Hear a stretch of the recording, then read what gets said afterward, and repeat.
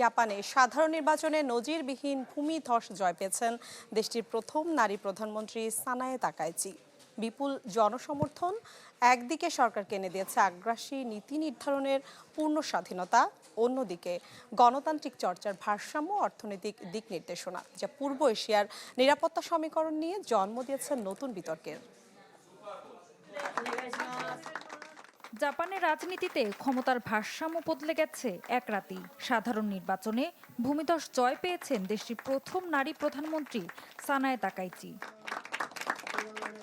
রোববার ভোট শেষ হওয়ার 2 ঘন্টারও কম সময়ের মধ্যে পরিষ্কার হয়ে যায় ফলাফল।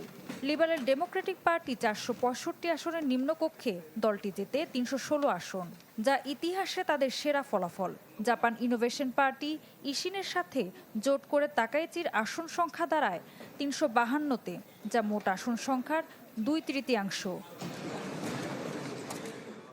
নির্বাচনে এই বিপুল সংখ্যক ভোটে জয়ী হওয়া তাকাইচিকে শুধু ক্ষমতায় এনে দেবে না, জাপানকে তিনি শাসন করতে পারবেন বাধাহীনভাবে।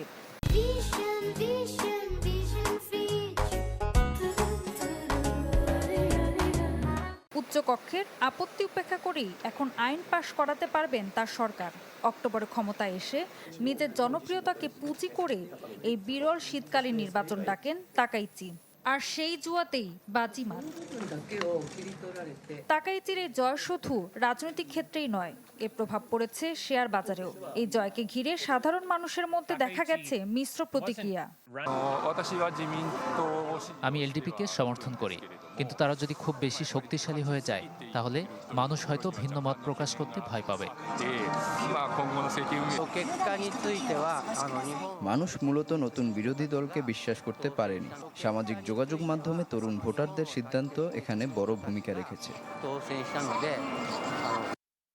নিরঙ্কুশ জয় তাকাইচিকে অভিনন্দন জানিয়েছেন মার্কিন প্রেসিডেন্ট ডোনাল্ড ট্রাম্প সহ বিশ্বের বিভিন্ন দেশের নেতারা। তবে তাকাইচির উত্থান উদ্বিগ্ন করেছে জাপানের প্রতিবেশী চীনকে। সামরিক ব্যয় বাড়ানোর ঘোষণা এবং জাতীয় নিরাপত্তায় কড়া অবস্থান বেইজিংয়ের সাথে তাদের সম্পর্ক আরও উত্তপ্ত করে তুলতে পারে, এমনটাই মত রাজনৈতিক বিশ্লেষকদের। ঋতু সাহা, চ্যানেল 24।